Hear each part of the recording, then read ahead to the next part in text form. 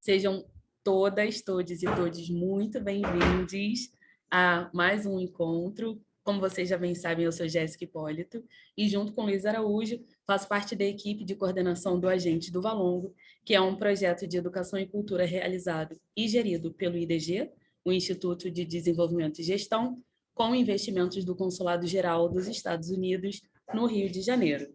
Esse projeto conta também com o apoio da Prefeitura do Rio de Janeiro, através da Secretaria Municipal de Cultura e do IFAM, que eu semana passada já estava me engasgando toda, já disse, né? A museóloga que esquece o que o IFAM significa, que é o Instituto do Patrimônio Histórico e Artístico Nacional.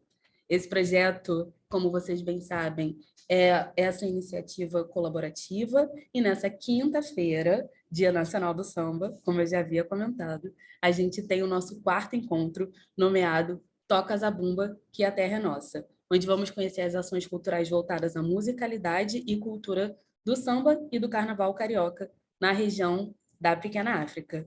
A gente vai contar hoje com a participação do Afoxé Filhos de Gandhi e do Bloco Cordão do Prata Preta. Então, todo mundo preparado. Eu sei que esses convidados de hoje estão um pouco nervosos, mas eu já disse que vocês são legais, então vocês sejam legais, hein, gente? Não me façam aqui passar vergonha. A gente vai começar a nossa conversa com a galera do Afoxé Filhos de Gandhi. Então, nós temos aqui a presença do Célio Oliveira, do João Bororó e do Galeto. Queridos, a fala é toda de vocês. A Jaiô.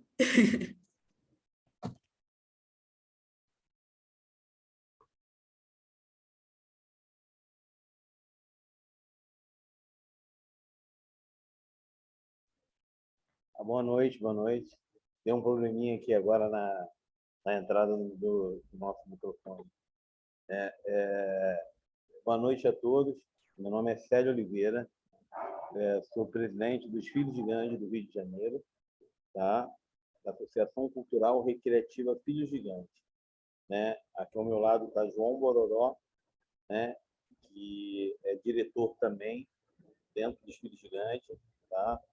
E temos o Galeto, que é o nosso percussionista maior, é o homem que nos ajuda na questão dos atabaques e das aulas de atabaques que vão começar a partir de janeiro. Né? Está começando a criar um projeto cultural, né? Voltado para ensinar percussão e atabaque para as crianças aqui da comunidade. Os Filhos de Gandhi, acredito que todos conheçam, né? É o afoxé mais antigo do Rio de Janeiro. Esse ano nós completamos 70 anos de existência, né? E nós estamos aqui na quadra, né? Nós assumimos a nossa administração, vai completar um ano agora, e por causa da pandemia pegamos uma instituição com muitos problemas e estamos lutando, trabalhando para manter a nossa cultura, para manter o nosso legado, a história dos Filhos de Gandhi, que é tão importante para a região da Pequena África aqui no Rio de Janeiro. Boa noite a todos. Meu nome é João Bororó. Hoje estou fazendo parte dessa nova diretoria, né? E estamos vindo com uma outra visão, com uma nova visão, tentando fazer do Gandhi uma instituição que realmente possa estar à altura do seu nome, da sua idade. Com todo esse aparato cultural que ele tem, que ele carrega, porque 70 anos, em 1951, quando o Gandhi foi fundado, através até de uma parte, trabalhadores portuários, assim como em Salvador, o Gandhi do Rio também foi fundado por trabalhadores portuários. Então, veio através de encarnação, passou para o índio veio para Guerra veio o Machado veio o falecido Próspero, Carlinho, e hoje estamos aqui com essa nova diretoria, né, tentando fazer com que possamos trazer um grande com um nome, com um legado, do qual podemos nos orgulhar. Ao meu lado, Galeto, essa figura que praticamente viu o Gandhi nascer e que hoje, com seu atabaque, é um dos percussionistas mais criativos, de mais teor dentro do afoxé, né? E gostei do tema da live, né? Que a gente costuma dizer o seguinte: Ajaiô, toca essa bumba que a terra é nossa. E aí começa o nosso ensaio, né? Ou para dar prosseguimento a uma nova música. Então, hoje estamos muito empenhados em realmente trazer para o Gandhi vários projetos, não só culturais, como também sociais. Essa é a nossa luta, esse vai ser o nosso empenho, né, hoje, para essa nova cara, essa nova diretoria do Gandhi.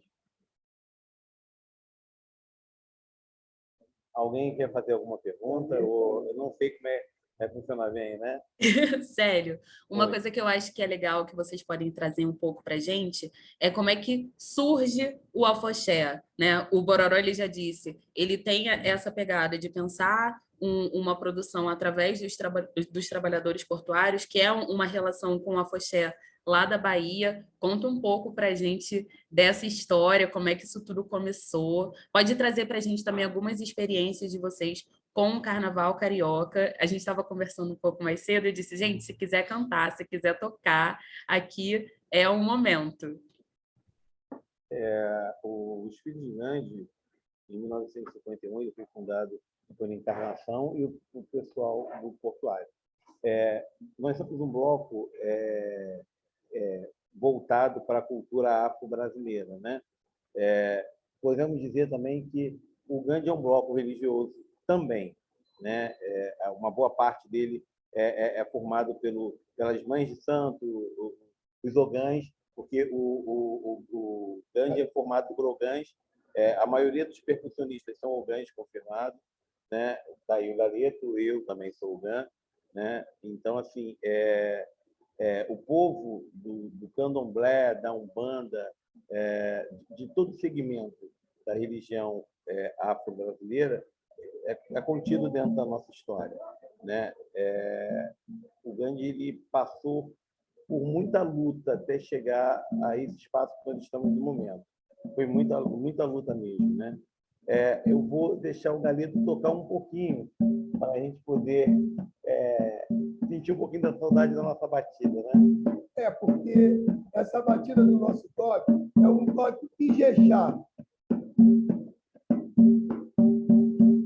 Porque a maioria das nossas músicas, a maioria praticamente é como se fosse um louvor, né? E ela é uma grande parte em Iorubá, que é um dos projetos que o Gandhi tem em trazer para dentro dele a língua Iorubá, professor Iorubá, para que seja ensinado aqui para todos nós, todos aqueles que queiram aprender a falar Iorubá. E esse é o toque que é dado no nosso segmento, nos nossos ensaios, no nosso desfile, que é o Ijexá.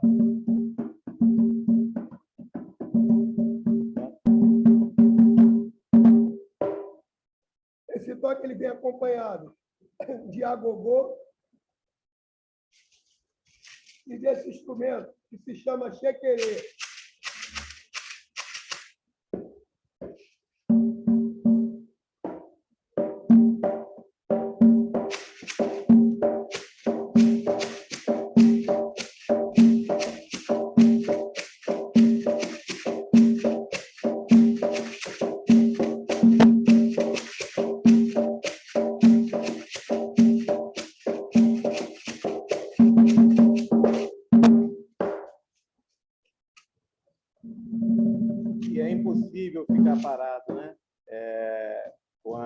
batida emblemática. É muito gostoso, porque o atabaque ele conversa com a gente através do som, né?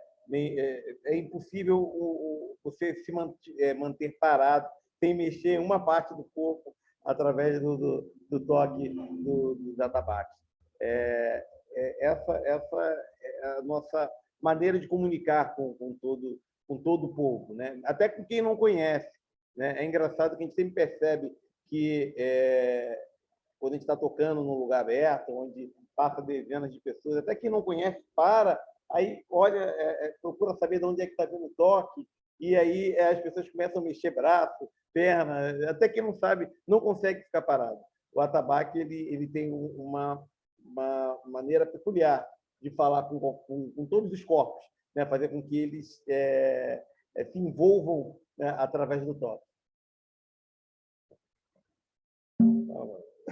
Uma coisa que eu estava pensando enquanto vocês estavam falando aqui, né, por ser um axé, de fato, né? Não é só pensar ali a questão da musicalidade do carnaval, mas é a sacralidade do ato, né? Então é isso, trazer o Iorubá, trazer a cultura afro-brasileira e como que isso tem tudo a ver com o espaço em que o Afoxé Filhos de Gandhi existe, né? A gente conversa bastante sobre o Cais do Valongo, que é um sítio arqueológico, a gente sabe das histórias de dor ali naquele espaço, vocês estão pertinho do Instituto Pretos Novos, né, do cemitério do Instituto Pretos Novos, e o como que a existência de vocês nesse espaço, com essa alegria, com essa vontade, sendo pessoas de terreiro, sendo pessoas pretas de terreiro, trabalhando a musicalidade e a sacralidade desse lugar é absolutamente incrível, assim, né? Porque a gente sabe que esses corpos dessas pessoas negras escravizadas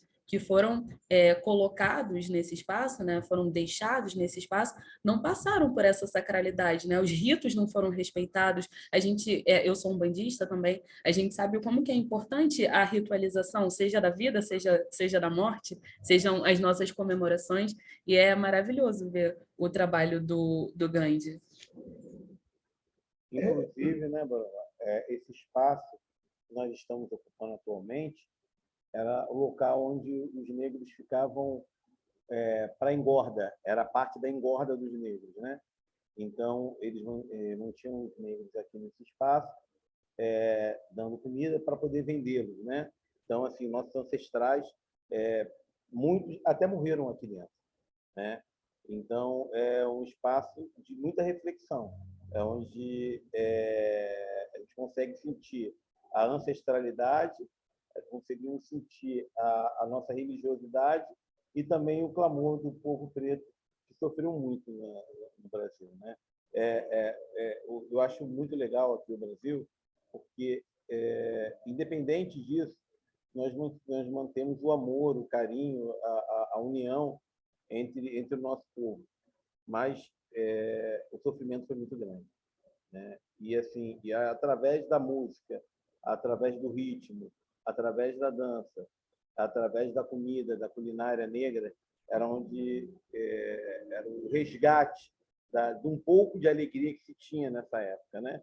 Então eles se reuniam para dançar, para cantar, né? Através das suas comidas, das suas culinárias, que era única, né? E que até hoje ficou muito marcado no nosso povo brasileiro. Não obstante só isso também, né? Relacionado ao que o Célio acabou de falar, eu creio eu, que o Filhos de Gandhi é a entidade que mais tem, como eu digo, mais tem a essência cultural dentro da pequena África, por ser isso, né? O primeiro, por ter essa descendência do povo africano. Segundo, por trazer, né, as matrizes africanas para o nosso meio, sendo o nosso fundamento, a nossa fundação. E também, né, o espaço que hoje nós estamos locados é um espaço do qual, como o Célio falou, eles eram desembarcados, no caso da Imperatriz, né? E aqueles que estavam magros, estavam debilitados, vinham para esse espaço que nós estamos aqui sentados, fazendo essa live com vocês, para engorda. Aqui é que eles ficavam para engorda, e quando se estavam já com peso, vamos dizer, com peso já admissível para a venda, é que eles saíam daqui para ser vendidos. Então, creio eu, né, eu tenho isso comigo, que a instituição cultural que mais tem a ver com a Pequena África é o Filho de Gandhi. E uma das coisas grandes também, muitas vezes as pessoas perguntam, por que Gandhi? Porque nós seguimos o princípio dos ensinamentos dele, que é o da paz, do amor, né? Então, o Gandhi, representa no Filho de Gandhi, no Apoché, no bloco, ele representa isso, né? Aquilo que ele em vida foi, né? Trazendo e tentando levar a paz sem levantar arma, simplesmente levando o amor ou tentando no entendimento das pessoas. Entre os povos. E entre os povos, como está dizendo nosso presidente. Nosso presidente também é bom. E hoje os Filhos de Gandhi têm dentro do seu núcleo 18 casas de matrizes africanas conveniadas à nossa instituição, né? E através de janeiro, agora vai começar a nossa temporada das nossas festas, né, religiosas. Começamos por Água de Oxalá, né, que é na segunda semana de janeiro, né? Vamos ter Água de Oxalá, e em fevereiro temos o tradicional festa de Iemanjá, né, que é o presente de Iemanjá, que sai todo ano aqui há mais de 50 anos, né? Mais de 50 anos tem essa festividade do presente de Iemanjá.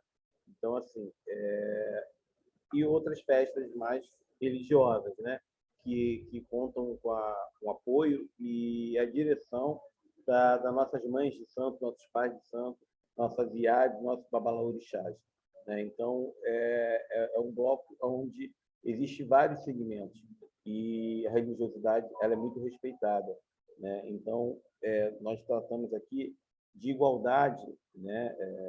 Nós, ainda mais, dentro do nosso povo, procura trazer a igualdade, a irmandade, a lealdade e a fidelidade com a nossa religiosidade.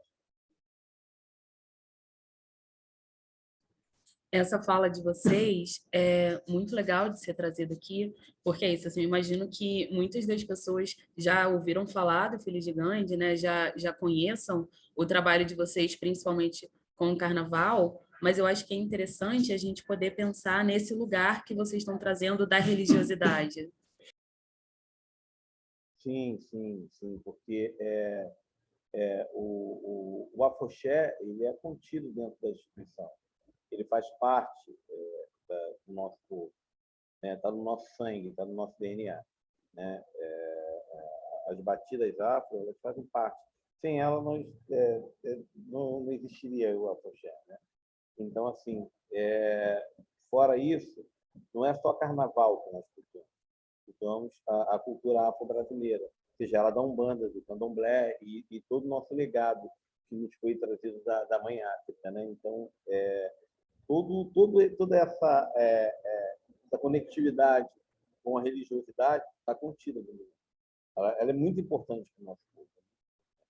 E sempre nós paramos para ouvir nossos mais velhos, né, sobre como proceder, né, toda a nossa religiosidade sempre começa saudando o Orixá Exu, né, que é o primeiro, né?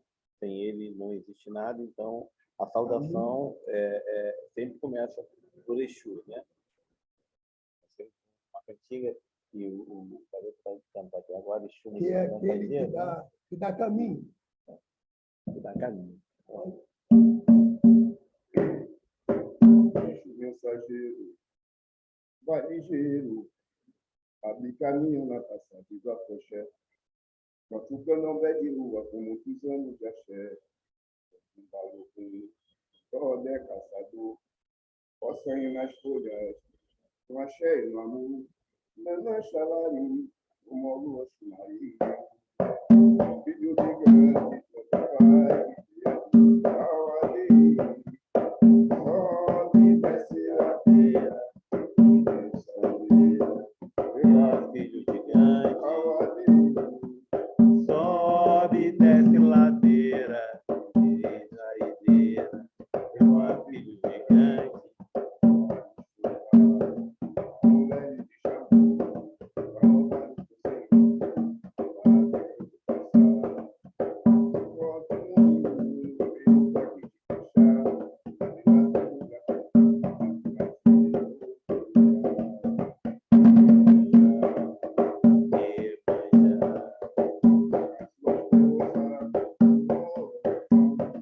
no Senhor, para ter que passar. Bota no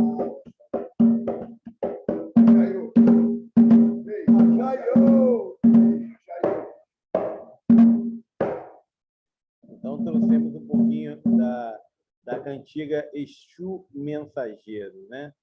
É uma das aberturas que abre os caminhos dos filhos de Gandhi. Como o nome diz, né? Exu Mensageiro. Ele que vem trazer, ele que vai levar a todos os povos a mensagem que o Gandhi quer passar. Então, a gente inicia sempre com Exu e o final da nossa religiosidade salvando o orixá Oxalá, né? Que é o nosso pai maior, né? Essa é a nossa música Abre Ala. É ela que abre para a gente começar o nosso desfile, para que a gente comece qualquer tipo de evento nosso, né? A gente abre com essa música, porque é como o nosso presidente Célio diz, né? Ele é o caminho. Exu é o mensageiro de tudo. É ele quem leva, é ele quem traz. Então, tudo a gente primeiro tem que reverenciar a ele. O cortejo do afoxé é uma gira, né, gente? É isso aí, uma gira acontecendo. Indiretamente, né? Porque mesmo a gente tendo muitas casas de santo saindo conosco, o afoxé ele é um bloco. O filho de Gandhi ele é um bloco. Sim. Por que ele puxa? Ele puxa cânticos em Iorubá. Porque ele é um bloco de nações. Ele é um bloco onde ele agrega várias religiões, desde o candomblé até o catimbó.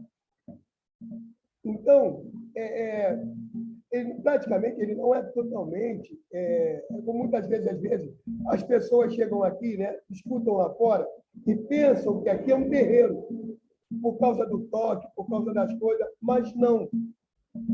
Não, aqui o afoxé, filho de Gandhi, é uma associação cultural, carnavalesca e recreativa Filhos de Gandhi, que é um bloco de afoxé. E a questão também é desmistificar, né?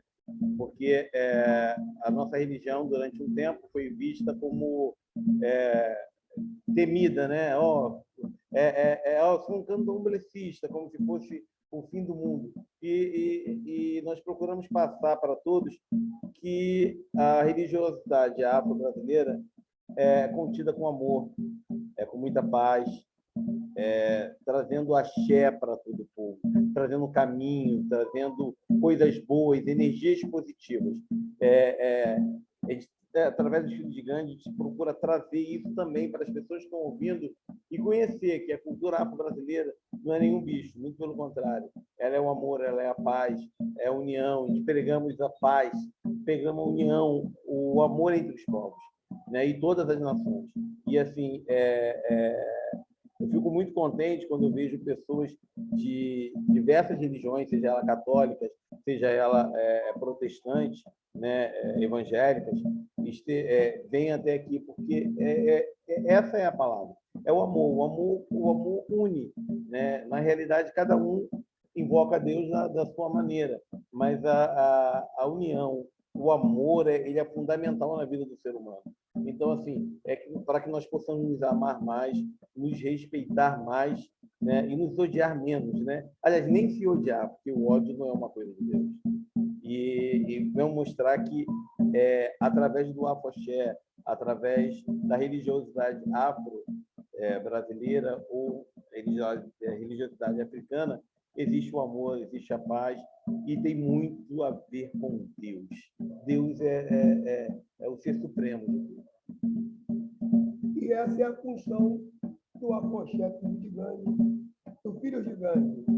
É passar para as pessoas essa visão, passar para todos esse fundamento de amor, de companheirismo, de amizade e de carinho para com o outro ser humano. Bruno, a gente tem que avisar também as pessoas que quem quiser conhecer mais do nosso afoxé, a gente está aqui toda sexta-feira, a partir das 18h30, né, com um toque de Exixá, tocando, cantando, confraternizando entre nós. Todas as pessoas que quiserem conhecer ou quiserem participar do nossos ensaios, eles são às sexta-feira, a partir das 18h30. Tá? Fiquem à vontade. Rua Camerindo, número 7/9, em frente à Palácio dos Estivadores. Vai ser uma honra ter a presença de todos aqui dentro. E para poder confraternizar junto conosco.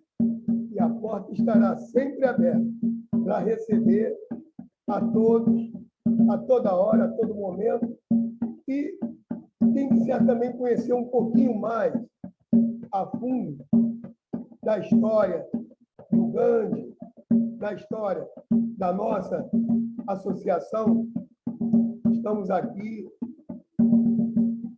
a qualquer hora, a qualquer momento, para passar qualquer tipo de orientação. Sem contar que a gente está começando a criar projetos para, a partir de janeiro, a quadra ficar aberta todos os dias, de 8 horas em diante, para que as pessoas venham conhecer. Estamos preparando aqui um espaço para ter uma cozinha, onde as pessoas possam comer um pouco da comida afro-brasileira aqui no nosso espaço. Né? A culinária do Gandhi vai começar a partir de janeiro, né? E vamos deixar o espaço aberto para visitações também, né? Para que todos possam visitar.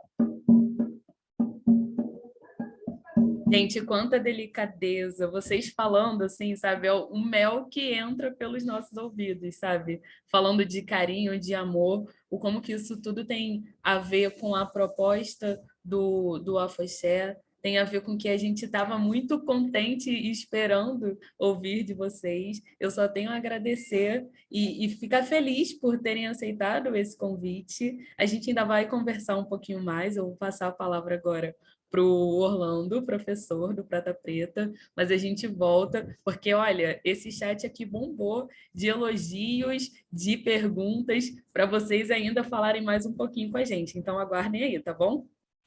Ok.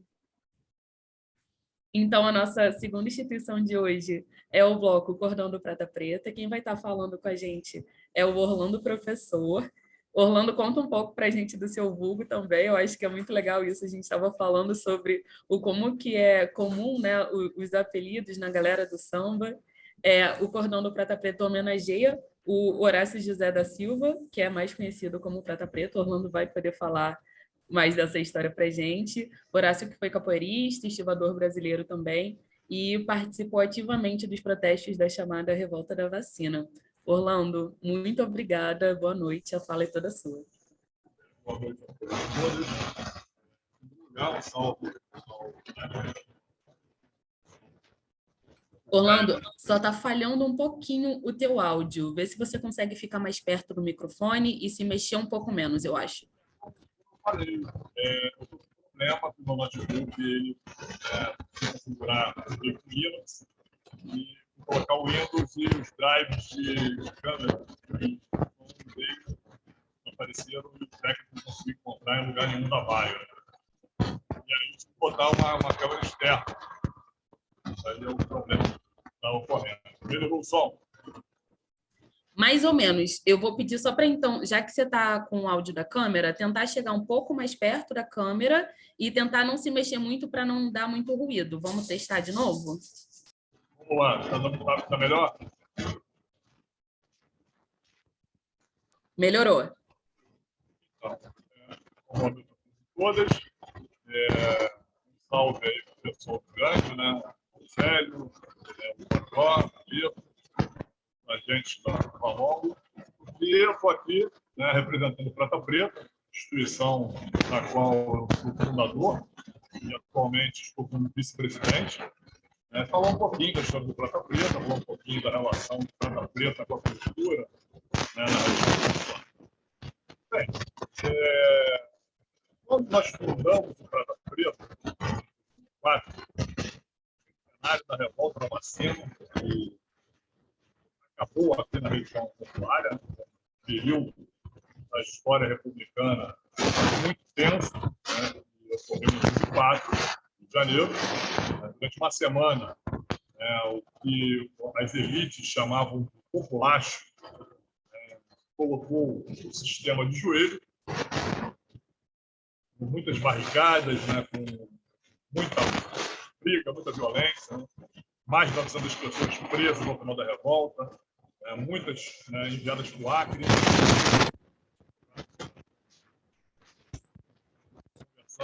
Agora a gente não está te ouvindo, Orlando.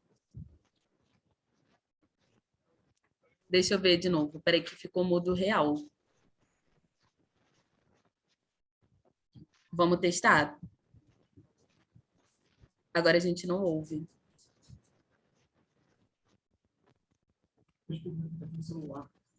Você acha que consegue entrar pelo celular, Orlando? Ou conectar um fone de ouvido? Talvez? Vou ver pelo celular aqui. Tá ótimo. A gente te espera. Fica tranquilo.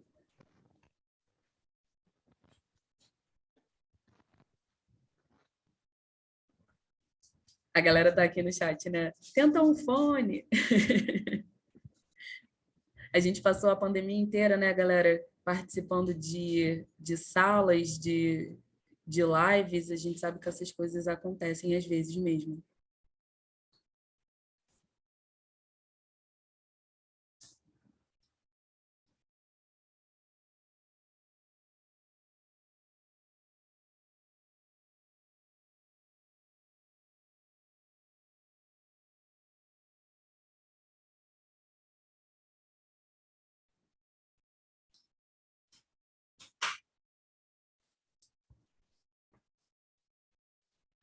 Aproveitando enquanto a gente espera um pouquinho, todo mundo já assinou a lista de presença. Atentas e atentos. Eu vi que o Tiago comentou aqui que o Orlando foi professor dele no 8º ano. Olha, que legal. É impressionante como a gente se encontra nesse espaço, né? Eu lembro que num dos primeiros encontros a Clarice Rosa comentou que tinha trabalhado com a Valquíria do Galpão Aplauso no museu. Agora, Tiago está aqui vendo o Orlando. Justo no dia do samba, Alex. Justo no dia do samba.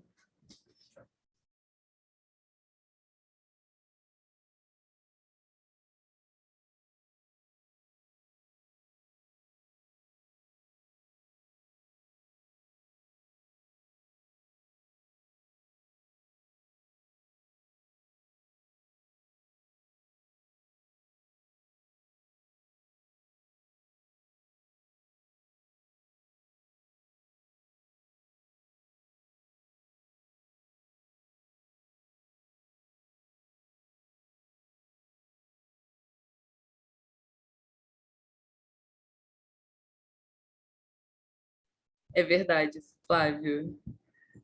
Verdade. Edson, a gente está esperando um pouquinho porque o Orlando estava com um problema no áudio dele. Então, ele está tentando entrar aqui pelo celular para ver se fica melhor.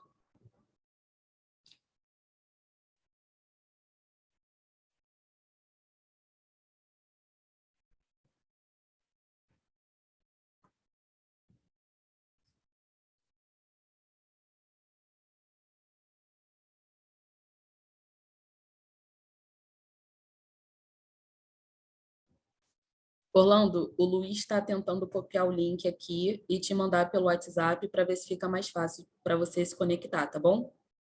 Dá uma olhada aí no WhatsApp.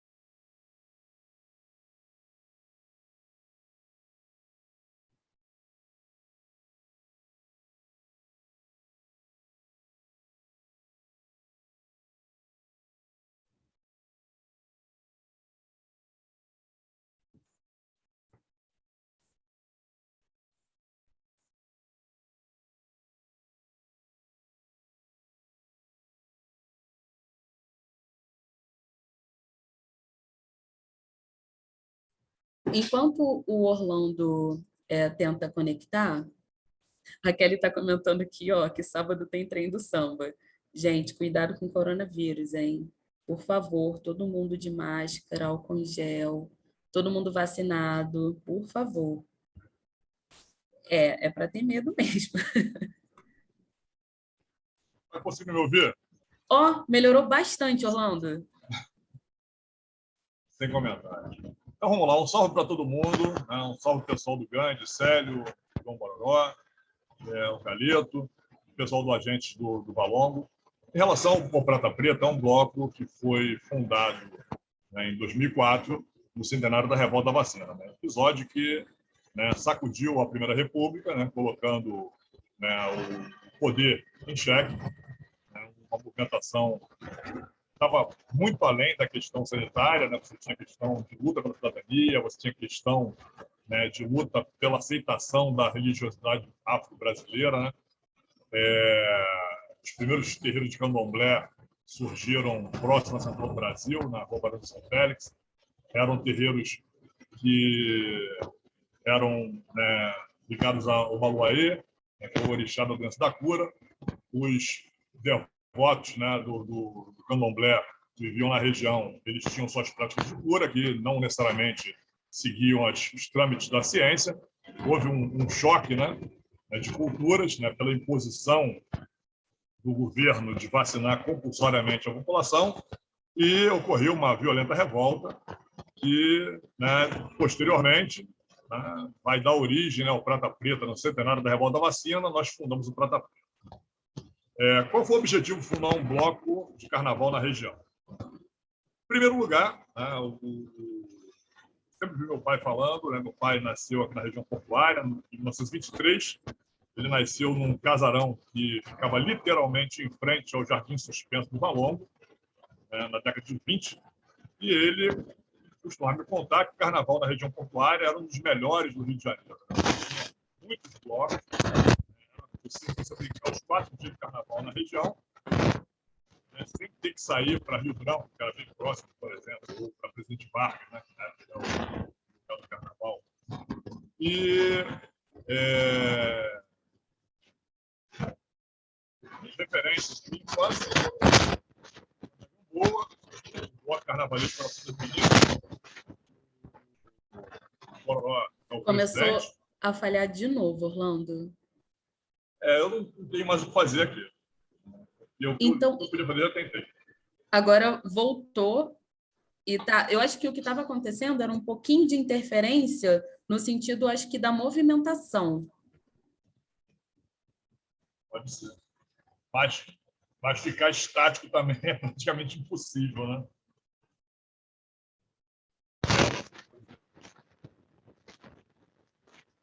O rapaz que viu o link para mim no WhatsApp, pelo celular. Isso, já chegou. Dá uma olhada aí no seu WhatsApp. Olha, não,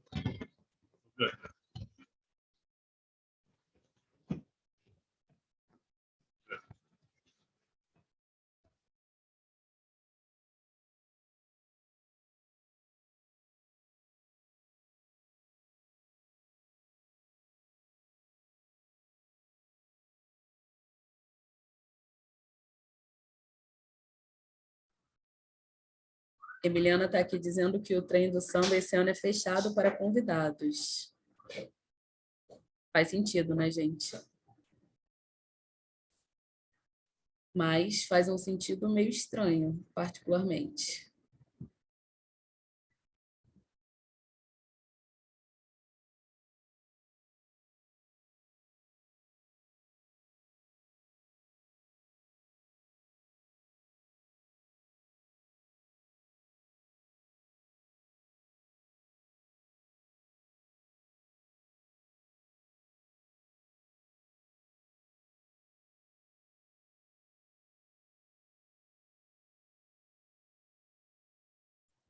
Estamos aqui ainda, Dani. Se travou, tenta dar uma olhada na sua internet. Ou sai da sala e volta.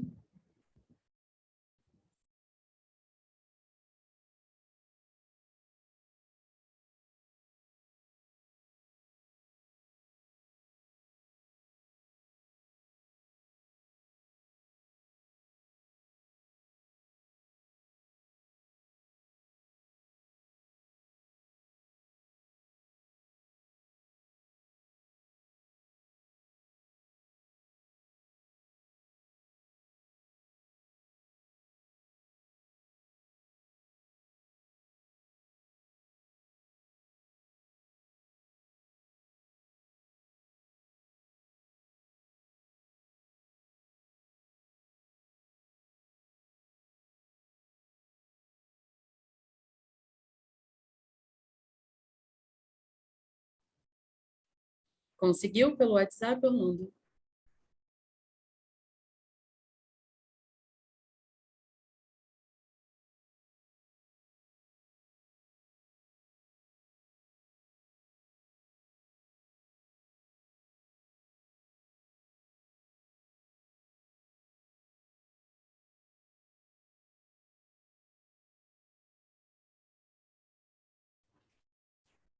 Gente, enquanto o Orlando está tentando ali a conexão, eu acho que a gente pode já adiantar um pouquinho os comentários e as questões aqui para a galera do Prata Preta, para o Célio, para o João.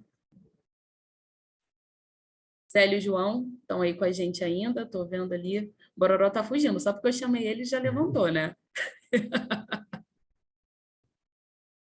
Não, é que nós estamos na quadra e aí chegou o visitante aqui, o Bororó foi a mostrar um pouco do nosso espaço. Ai, que legal. Aqui a porta fica sempre aberta, sempre aparece alguém, pô, o que é isso aqui? A gente para um pouquinho para dar atenção, né? Que é super importante, né? Às vezes é uma pessoa que não conhece, então a gente fala um pouco da nossa cultura e da nossa história aqui do povo. Ele foi ali fazer uma abordagem de boas-vindas, né? Ao nosso visitante. Mas quer que a gente fale alguma coisa ou aguarda ele voltar? A gente tem aqui algumas perguntas, eu acho que já é legal eu dar uma adiantada. Ok, pode ser. O Flávio Henrique, ele disse que como faz para conhecer em loco a história dos filhos de Gandhi? Aí vocês já responderam isso, né? As portas estão abertas, apareçam para poder conversar com vocês. Ele disse que sempre que ele passa, está fechado. E ele disse que vocês são ícones da memória. Então, Célio, João e Galeto já comentaram, né? Que já estão pensando para o ano que vem deixar o espaço mais aberto, não é isso, Célio? Sim, esse é o nosso interesse, né? Inclusive agora o Estilo de Gandhi já tem um site, né? Posso colocar até disponível para você depois o link do nosso site, né? Onde está se falando um pouco da nossa história e nós estamos na época da reforma, né? Estamos reformando a estrutura da nossa quadra, então a gente está fazendo muito contato com todos. Então, agora nós estamos com o nosso site, o Facebook, Instagram também. Né? Então, Célio, vou aproveitar aqui que o Orlando voltou. Jéssica, E ok. vou... Tá ótimo, Orlando. Vou voltar para ele. E aí Ok. vocês podem colocar no nosso chat os links das redes sociais do Filhos de Gandhi, Célio. Coloca aqui que a galera está perguntando. Ok. Vai lá, Orlando. Bem, eu acho que agora ficou legal. Ficou legal? Tá maravilhoso. Arrasou Então demais. vamos começar do início. Né? Uma boa noite a todos e todas. Né? Um salve ao pessoal do Filho de Gandhi, né? Ao Célio, ao João Bororó, ao Galeto, né? A galera do Agentes do Valongo. Meu nome é Orlando Rei, eu sou conhecido no bloco e no meio do samba como Orlando Professor. Né? Sou fundador e atual vice-presidente do Cordão do Prata Preta, né? Uma entidade de carnaval e também ligada para a cultura da região portuária. Foi fundada, né, em novembro de 2004, no centenário da Revolta da Vacina. Novembro, inclusive, foi o mês, né, em 1904, que ocorreu essa revolta, que está ligado a várias questões, entre elas a questão da vacinação compulsória, né, implementada pelo governo Rodrigues Alves, no Rio de Janeiro. Né? O Prata Preta ele era um capoeirista, né, um homem que, tudo indica, era ligado à estiva. Eu não localizei nenhum documento, né, que o ligasse à estiva. Tá? Muitas coisas podem ter acontecido, né, para esse documento não estar lá, mas é uma figura, né, que aparece com destaque na Revolta da Vacina como um dos líderes do movimento. Né? O Prata Preta foi um dos que foram desterrados para o Acre, né, ao término da revolta. Recentemente, eu entrei em contato com o historiador, né, acreano, e ele me garantiu que Horácio Zé da Silva não chegou a Manaus. Né? Então, tudo indica que de Recife para Manaus, ele morreu na viagem ou foi morto na viagem. Né? Isso era uma coisa muito comum, né? Ocorreu tanto com os deportados da revolta da vacina, como também com os deportados da outra revolta também, né, que ocorreu no Rio de Janeiro, que foi a revolta dos marinheiros em 1910. Né? Era muito comum, né, esse tipo de prática ocorrer. Né? Até porque esses elementos eram vistos como elementos das classes pobres, classes perigosas e elementos que, dentro daquela ideia de Rio de Janeiro da Belle Époque, né, um Rio de Janeiro, né, que deveria ser a Paris dos trópicos, né, não era condizente permanecer esse pessoal por aqui. Bem, o Prata Preta ele nasce, né, dentro de um vazio que ficou a região portuária em relação aos festejos de Momo. Né? Eu tenho minhas referências de infância pautadas, né, em algumas agremiações, como, por exemplo, né, o Coração das Meninas, que o João Bororó é o atual presidente, né, o Bloco Fala Meu Louro, que é um bloco de Santo Cristo que foi fundado na década de 30, né, um dos primeiros blocos aqui da região, né, que ainda estão em atividade, né? E também a Banda da Gamboa, né, que inclusive vai ser a inspiração para nós, né, fazermos um bloco mais voltado para marchinhas. Né? Então, ao invés de sambas e percussões, nós optamos por contratar músicos de sopro, né, porque a gente parte do princípio que as marchinhas elas são, né, como diria, né, o não tão saudoso ministro, né, do Collor, né, o Magre, né, as marchinhas seriam imorríveis. Né? Então, nós optamos por fazer um cordão ao invés de um bloco, né, voltado com sambas. Além disso, o Prata Preta tem sambas, né? Alguns que foram feitos por compositores do nosso cordão, outros que nós ganhamos de presente. Né? Bem, desde que o Prata foi fundado, o Prata procurou, né, estar junto com as agremiações que produzem cultura na região. Né? Nós fizemos alguns eventos no atual Mucaab, né? Nós fizemos eventos de Ano Pretos Novos. Né? Temos um bom relacionamento com a Companhia de Mistérios, né? O pessoal da Pedra do Sal. Né? Inclusive, uma coisa bacana na fundação do Prata Preta, né? Que essa questão de montar um bloco, a gente pensou uma coisa de amigos, né? Um bloco pequeno, um bloco de sujos, mais para brincar o carnaval dentro da saúde, porque nesse momento que a gente fundou o Prata, né, o carnaval estava meio que parado aqui. Né? E como eu falei anteriormente, meu pai nasceu em 1923, num sobrado que não existe mais, que fica em frente ao Jardim Suspenso do Valongo. E ele falava carnaval da região portuária, um carnaval muito dinâmico. Né? Você tinha muitos blocos, você poderia brincar os 4 dias sem ter que sair da região portuária. Você emendava um bloco no outro. Né? E aí eu tive uma experiência muito parecida com o que meu pai falava quando eu fui brincar o carnaval em Olinda. Né? Você né? Não para, você sai de um bloco, às vezes você nem sai do bloco por vontade própria, atravessa outro bloco por você e te leva, né? Inclusive, eu fiquei até meio, gente, o que é isso? Mas o carnaval na região portuária, segundo meu pai, era assim, você saía de um bloco e já emendava no outro, era o bloco da Ladeira do Farias, bloco do Barroso, bloco da região da Pedra do Sal, bloco da Harmonia, bloco da Barão da Gamboa, né? Você tinha uma miríade de blocos na região portuária, né? E quando o Prata Preta foi fundado, você só tinha um bloco atuando na região e eles desfilavam para fora da região da saúde, né? Que era o Escravo da Mauá, né? Bloco esse que eu acompanhei desde que eles eram apenas uma roda de samba até fundar o bloco, né? Eu gostava muito de assistir a roda dos escravos, depois, né, passei a frequentar o bloco também, quando o bloco foi fundado, né? E aí, num carnaval, em 2004, eu e um grupo de amigos estávamos na Rio Branco, né, num domingo, às 7 da manhã, na coisa de quem gosta de carnaval, né? Domingo, 7 da manhã, procurando o cordão do Boitolo, perdão, cordão do Boitatá, né? Que era uma coisa comum, porque o Boitatá ele não divulgava o horário que eles iam desfilar, né? Mas aí, gente, domingo de carnaval, 7 da matina, e o bloco saiu às 5h30, a gente já chegou quase no finalzinho do bloco, né? Que decepção. Aí, na volta para a saúde, né, surgiu a ideia, vamos fazer um bloco lá na saúde, vai de brincar o carnaval? Aí essa ideia foi levada para outros amigos, né? O cordão, a princípio, não teria o nome de Prata Preta, mas teria uma referência à revolta da vacina, né? A princípio, né, pensamos no nome como Barricada da Gamboa, né?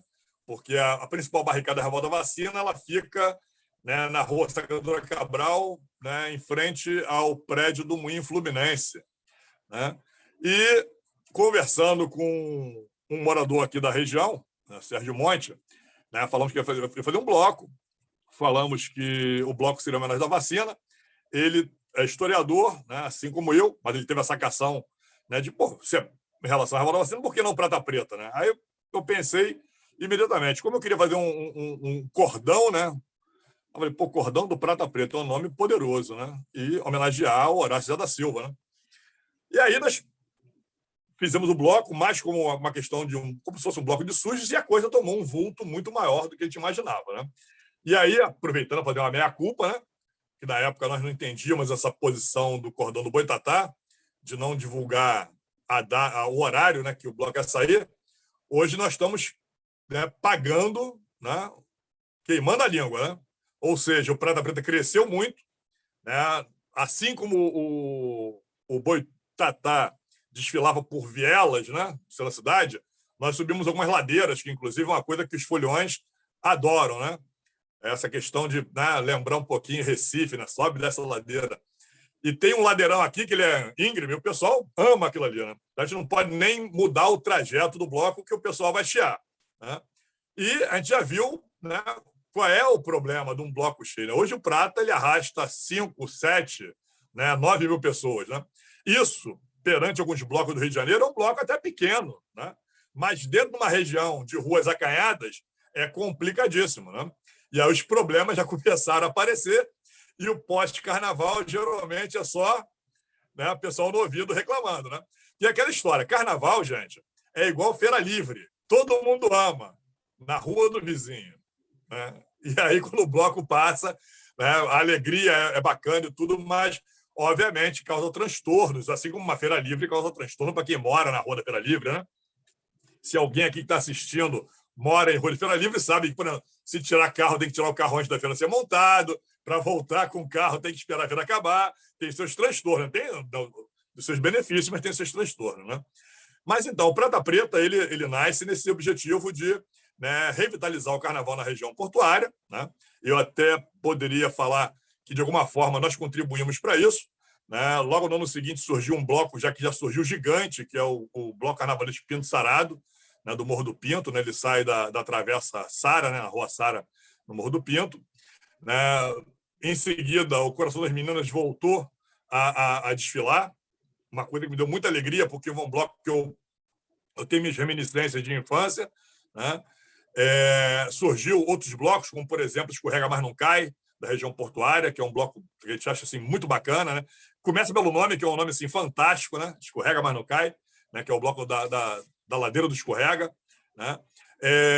Outros blocos, né, conhecidos voltaram, como o próprio Flamengo Louro, que estava parado, voltou, retornou às atividades, né, o Independente do Morro do Pinto. Então, nessa questão, né, nós achamos que foi muito bacana isso aí, né, porque, de alguma forma, com o Prata Preta, o carnaval na região portuária voltou a ser um carnaval, né, grande. Né? Hoje você tem a Liga dos Blocos da região portuária, né, que foi uma iniciativa até para você ter um calendário e não bater os eventos, porque eu acho muito bacana você prestigiar as outras entidades, os outros blocos, né?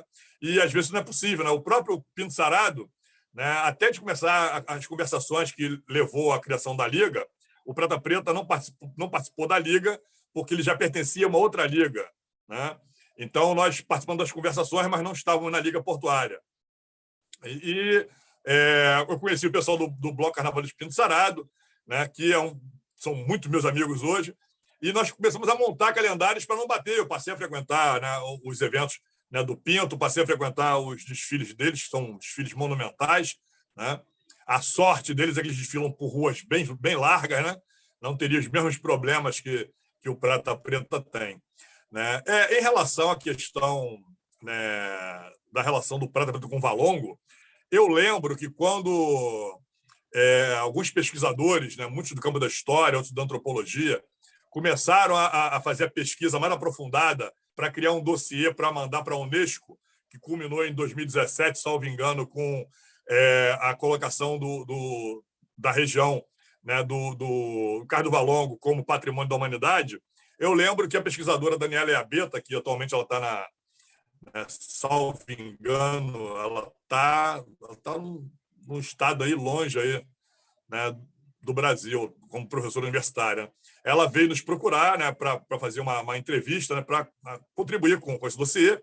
Né? Nós participamos dessa entrevista. Então, de alguma forma, com uma vírgula, nós contribuímos, né, para que o Valongo se tornasse patrimônio da humanidade, que é uma coisa mais do que justa. Né? Um local que é um local de memória, né, uma memória, inclusive, viva, né, da presença, né, do afro-brasileiro, né, que ali no Cais do Valongo, né, estima-se que desembarcaram 1 milhão de africanos que foram sequestrados na África para serem escravizados no Brasil. Né? É muito engraçado. Eu, como historiador, não gosto de falar de escravo. Não é escravo, a pessoa foi escravizada. Né? A pessoa era livre, né, e, de repente, ela é jogada no outro mundo, né, e ela vai ter que se virar, né, buscando as brechas, né, que todo o sistema vai ter suas brechas, para poder passar, né, a sua cultura, a sua religiosidade, né, a sua existência, né, que é o bem maior que o ser humano pode ter. Né? Bem, em relação à questão do bloco também, foi legal que muitas das pessoas que estão no Prata Preta, né, elas passaram a compor, por exemplo, né, sambas, marchas carnavalescas. Né? A partir do Prata Preta, eu ingressei no movimento chamado Samba na Fonte, que também ficou um bom tempo na Pedra do Sal, depois foi para Lapa. Né? Quando foi para Lapa, eu acabei me distanciando um pouco de Samba na Fonte, mas aí passei também a escrever sambas de meio de ano, né? Alguns sambas, né, voltados para a disputa, né, de blocos, né? Sambas voltados para o Prata Preta, né? Marchas voltadas para o Prata Preta. Eu participo também da aula de compositura da Vizinha Faladeira, que é outra agremiação, né, importante aqui da região portuária, e aproveitar o ensejo, né, para avisar aos desavisados que amanhã, dia 3 de dezembro, vai ser a grande final do samba enredo da Vizinha Faladeira. Né? A Vizinha Faladeira, pioneira do samba, né, que disputa aí com a Estácio de Sá qual foi a primeira escola de samba do Rio de Janeiro. Eu tenho uma teoria que o pessoal do Estácio, obviamente, não concorda, né? Porque é sabido no meio do samba que, né, os primeiros blocos, né, finalzinho do século XIX, no século XX, nos ranchos, era muito comum, né, surgir um bloco e depois surgir outro bloco com um nome que fazia algum tipo de referência, algum tipo de provocação ao bloco anterior. Né? O Hilário Giovino que o diga, né? Ele e Tia Seata eram amigos, mas tinham uma rivalidade salutar. Né? Então, era muito comum isso aí.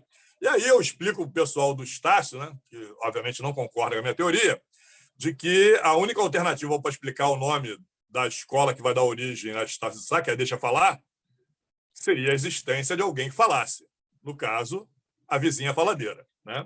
Mas, enfim, eles têm documentação, para provar, tem até samba, né? Eles falam que eles podem provar que eles são, né, a primeira escola de samba, né? A primeira escola de samba surgiu no Estácio de Sá. Eu digo isso e afirmo, e também posso provar. A vizinha não pode provar, porque a documentação, né, desapareceu. Mas, enfim, né? Vamos que vamos. Né? Então, amanhã, final de samba na Vizinha Faladeira, quem puder prestigiar, né? Santo Cristo, Rua Nabuco de Freitas, 19. Né? Eu, inclusive, estou com um samba na final. Minha parceria está lá disputando, né, para ver se consegue, né, ganhar. Né? E quem sabe, né, ganhando, né, também dá o título, né, para a agremiação. Né? O Bororó também, que também é diretor de escola de samba, sabe, né, como é bonito, é trabalhoso, né? Mas como é bonito você botar uma escola de samba na avenida. E para o compositor, quando o samba ganha, eu já tive esse privilégio 2 vezes na Vizinha, né, de ganhar o samba enredo. Quando você vê o samba enredo entrar com a escola na avenida, é uma emoção que não tem adjetivo para explicar. Né?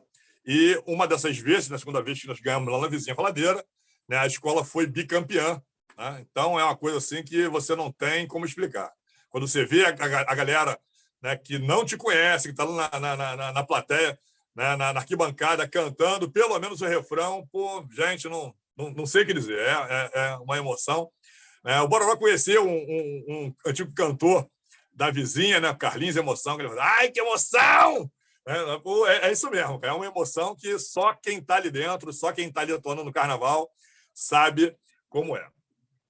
Bem, uma coisa que é interessante ressaltar é que quando o Prata Preta nasce, né, a ideia de revitalização da região portuária ainda era um sonho, que depois se concretizou. E o Prata Preta, eu posso dizer, sem sombra de dúvida, ele teve o mérito de trazer pessoas de fora da região para cá que tinham medo da região portuária, porque a região portuária ficou abandonada durante muito tempo, né? Então, era visto pelas pessoas que estavam fora da região portuária como um lugar perigoso. Lugar esse, como eu sou nascido e criado aqui, eu nunca achei perigoso, até porque eu já trabalhei em tantos lugares como professor, e você tem uma dimensão, né, do que você pode chamar de local perigoso ou não. O próprio Rio de Janeiro, se a gente comparar com outras regiões do Brasil, não é tão perigoso assim, né, mas tem uma fama terrível. E a zona portuária, como geralmente é comum em regiões portuárias, né, sempre causou uma certa desconfiança para quem estava de fora. Inclusive, isso explica, né, a grande farsa que o pessoal do Prata Preta montou, né, durante a revolta da vacina. Né? Para quem não sabe, né, eles aproveitaram, né, esse medo exterior, medo esse que é explicado por teorias antropológicas, por exemplo, né, o Brasil importa, né, da Inglaterra no século XIX a ideia de classes pobres, classes perigosas. Logo, o local de moradia das classes pobres é um local perigoso. E a gente sabe que não necessariamente é dessa forma. Né? O perigo pode estar espreitando a gente de qualquer esquina da Zona Sul, né? Por exemplo. Mas, né, essa concepção, inclusive, ela orienta as práticas de segurança, né? O que eu acho um equívoco que deve ser repensado. Né? Bem, diante disso, né, o Prata Preta e os indivíduos que participaram efetivamente da revolta vacina no bairro da Saúde se aproveitaram desse medo que as pessoas tinham da região portuária, no início do século XX, e montaram uma verdadeira farsa, que incluía, inclusive, a utilização de um poste de iluminação pública em cima de uma carroça de lixo, no qual eles fizeram o pessoal de fora acreditar que era uma poderosa boca de fogo, ou, se vocês preferirem, um canhão. Né? Então, durante uma semana, eles conseguiram trollar o poder. Né? Eles pegaram também tocos de madeira, envolveram em papel laminado, né, com fios de telefone, fizeram um varal com vários desses tocos, que de longe, quando algum repórter vinha para tentar alguma informação, né, fotografava aquilo de longe, parecia que era dinamite.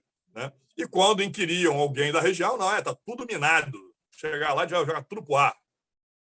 Vamos explodir tudo.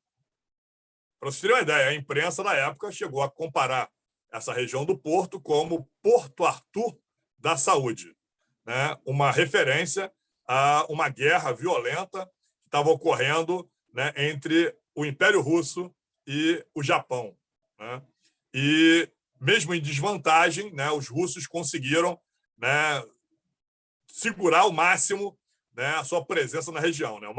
Inclusive, essa ideia de Porto Arthur da Saúde era de uma região inexpugnável, ou seja, não tentem invadir que vocês não vão conseguir. E, na realidade, era uma farsa, né? Quando a Marinha cercou, né, a região, né, com poder de fogo muito grande, para que o exército pudesse invadir, obviamente que não ficou nenhum dos revoltosos para contar a história, né? Todo mundo meteu o pé, né?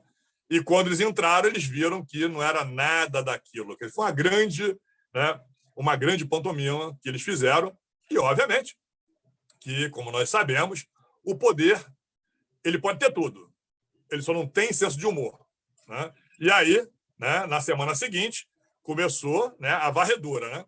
Aproveitaram o episódio da revolta da vacina para pegar todos aqueles indivíduos que eram conhecidos como desclassificados ou indesejáveis, né? Prenderam elementos que não tinham como comprovar trabalho, né, em carteira, né, o registro de trabalho. Eles foram presos e foram aproximadamente 900 pessoas presas e 600 pessoas foram enviadas para o Acre, né? O Acre havia sido adquirido pelo Brasil no ano anterior, em 1903, então era uma verdadeira selva.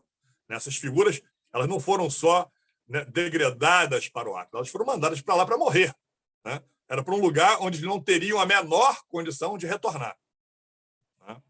Então, na realidade, né, era dessa forma que o poder tratava, né, dentro da República Velha, né, qualquer tipo de manifestação popular, qualquer tipo de reivindicação, era caso de polícia, né? Esses indivíduos se tornavam indesejáveis e eram, né, mandados para fora, né, do Rio de Janeiro, que, como, né, era uma questão de ordem da época, o Rio civiliza-se, né? Civilizar-se seria você afastar toda aquela galera que eles achavam que eram os desclassificados, né? Principalmente, né, as pessoas que eram de matriz africana, que eram vistos como um perigo eminente, obviamente, para, né, uma cidade que queria, né, se tornar a Paris dos trópicos, né? Inclusive, o próprio Pereira Passos, que vai ser o homem do bota abaixo, né? E eu chamo ele de o pai da favelização do Rio de Janeiro, porque já existia a ocupação da base do Morro da Favela, e quando ele bota abaixo, né, o centro antigo do Rio de Janeiro, né, começa a subir, né, o Morro da Favela, e ele é o pai da favelização, né, sem sombra de dúvidas, né? O Pereira Passos ele esteve em Paris durante a reforma urbana que o Barão de Haussmann, né, colocou em prática lá. Essa reforma urbana ela tinha por objetivo, principalmente, a repressão de qualquer levante popular, né, em Paris, né? Então, a criação de largas avenidas ela tinha esse objetivo de, né, reprimir melhor, né, a malta que se rebelava contra os desmandos do poder, né? E é uma coisa engraçada, né, que às vezes as pessoas esquecem esses detalhes, né? Vão para manifestações, né, em grandes avenidas e quando o bicho pega, né, começa a cair as bombinhas de efeito imoral, né, elas, né, saem correndo pela avenida. Não, tem que ir pela lateral, pelos becos, pelas ruas transversais, nunca, né, pela avenida, porque senão você vai ser, né, alvo fácil da repressão, né? Mas é isso aí, né? Agora eu espero vocês perguntarem aí para a gente começar a discutir. Ai, que maravilha a gente ter conseguido melhorar esse áudio e te ouvir, Orlando. Quanta riqueza, quanta riqueza. A gente começa falando sobre o Prata Preta, e aí a gente fala sobre a cidade do Rio de Janeiro como um todo, fala sobre a participação de vocês no dossiê do Cais de Valongo, e que você está sendo bastante humilde na hora de dizer que contribuiu com uma vírgula. Eu me atrevo a dizer que você contribuiu bastante, né? Contribuiu, inclusive, lá naquele momento que você decidiu ser historiador, contribuiu em 2004, quando pensou no Prata Preta para falar da revolta da vacina num bloco de carnaval, e contribui e segue contribuindo com a gente hoje aqui. Diga.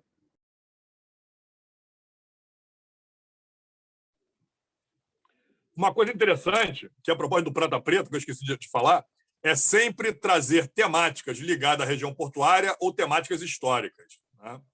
E, obviamente, às vezes a gente paga um preço caro por isso, né? Principalmente na hora de buscar, né, patrocínio, né? Então, a gente já fez aí carnavais, né, comemorando os 100 anos da Revolução Russa, né, carnavais em relação aos 200 anos da chegada da corte. Esse foi tranquilo, eu consegui patrocínio, não sei por quê, né?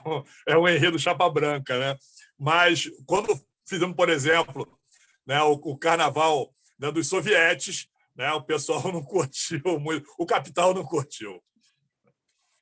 Mas é isso. Né? Então, ficou mudo de novo, isso. estamos retornando com as atividades, né, aos pouquinhos, né, porque ainda estamos preocupados com a questão, né, da Covid. Né? O Prata Preta ele tem 3 eventos principais, né, que é o aniversário, né, é o pré-carnaval e o carnaval.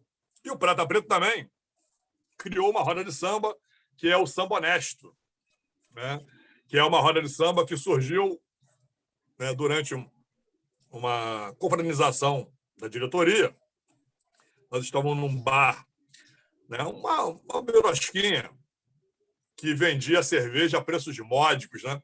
Então, enquanto a galera na Lapa estava pagando R$ 15 na Serra Malte, a gente bebia Serra Malte por R$ 7. Aí eu falei, pô, vamos fazer um samba aqui? Não.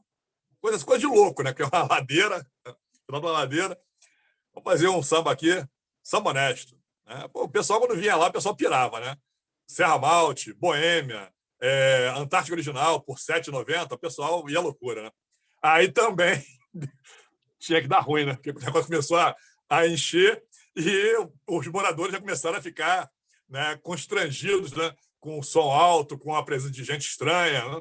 Que realmente era uma coisa de louco. Né? Mas, enfim, aí depois o Samba Honesto começou a circular por outros espaços, né, como, por exemplo, o Mucabe, que é maior. Aí, né, deu uma clareada. Outra coisa também legal de ressaltar que o Prata Preta não só trabalha com carnaval, mas com a questão cultural em si.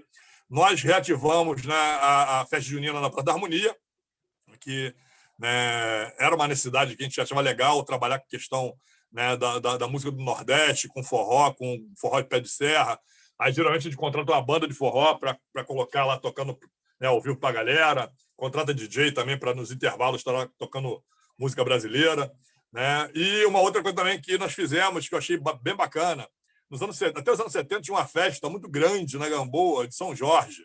Né? Então, nós, aos pouquinhos, né, começamos a fazer nosso feijoada de São Jorge, que só deu essa parada quando a pandemia. Né?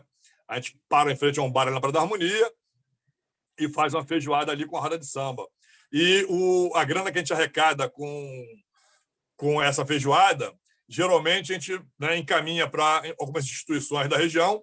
E na época em que o Talma, que é um clube centenário, estava se reestruturando, nós utilizamos muito dos recursos dessas feijoadas para, né, comprar coisas para o Talma, como, por exemplo, mesas e cadeiras,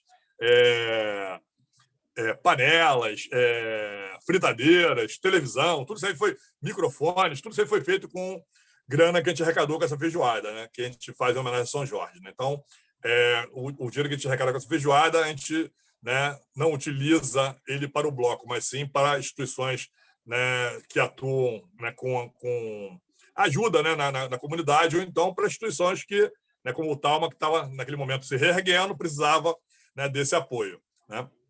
Então, é isso. Vou aguardar as perguntas de vocês para a gente continuar nesse bate-papo que está muito, muito bacana. E aproveitar o ensejo, né, parabenizar mais uma vez, né, o pessoal do Gandhi, que é uma instituição que realmente é de grande importância para o Carnaval do Rio de Janeiro, não só da região portuária.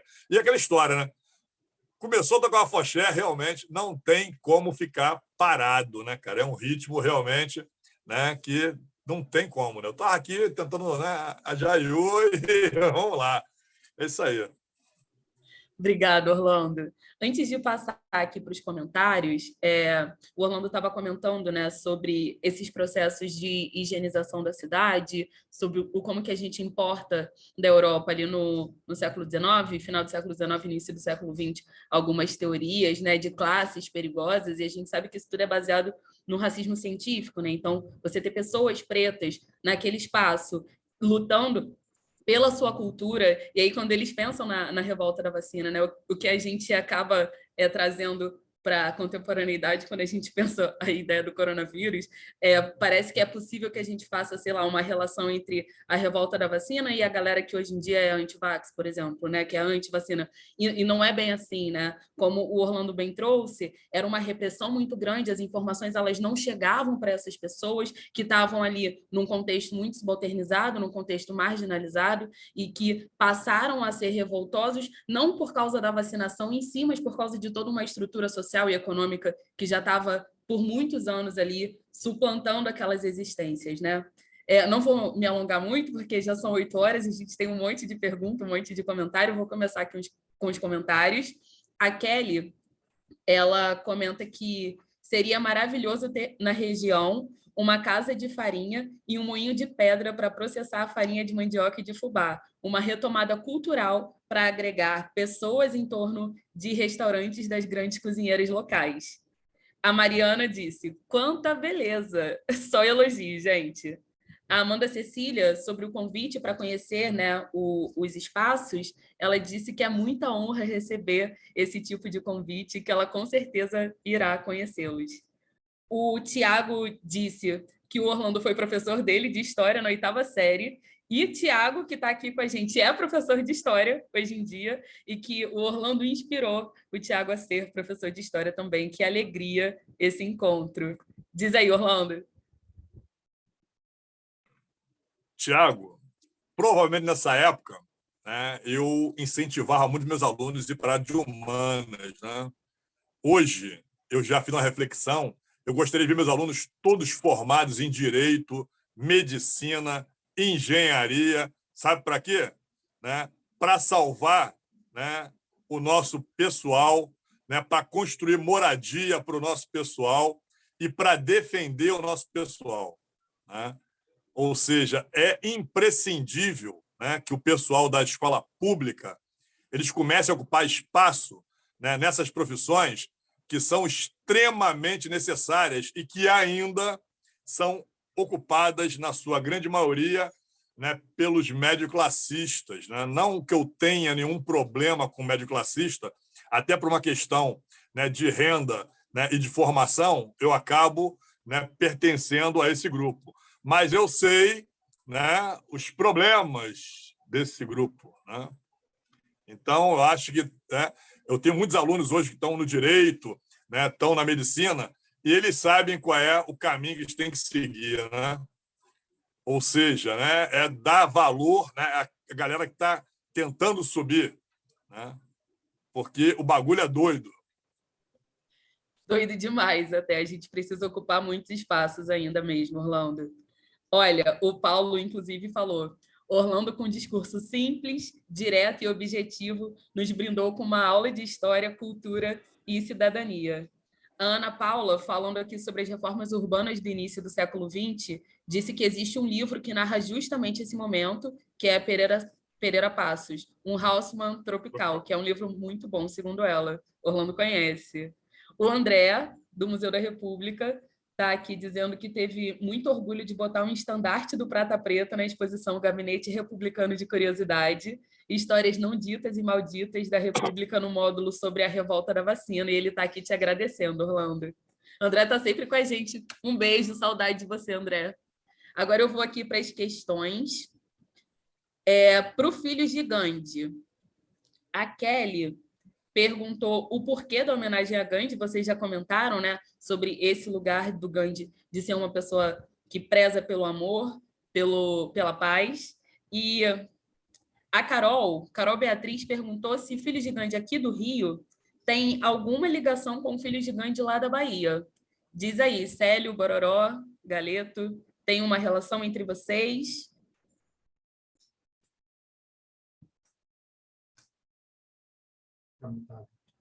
Tá no mudo. Tenta... Isso, foi. Não. A única ligação que tem é relacionada a Mahatma Gandhi. Uhum. Tá? O Gandhi de Salvador é um, o Gandhi do Rio é outro. Cada um tem a sua identidade. Viu? Ótimo, João. E aí, para vocês ainda, A Carol, de novo, pergunta se as mulheres podem desfilar também ou só os homens. No Grande do Rio de Janeiro, as mulheres também fazem parte do desfile. Não é só homem. Salvador, sim, só os homens podem desfilar. Aqui no Rio, as mulheres, nós temos nossas baianas e temos as mulheres dos chiquerês também dentro da nossa charada. Não, e aí, depois dessa informação, inclusive, vocês se preparem para o próximo ensaio, porque vai ter uma mulherada batendo aí na porta, né? Já vai estar todo mundo de branco e de azul, já vestida, já vai estar pronta. Eu, inclusive, estarei na frente. Será muito bem-vindo. Vai ser uma honra recebê-la.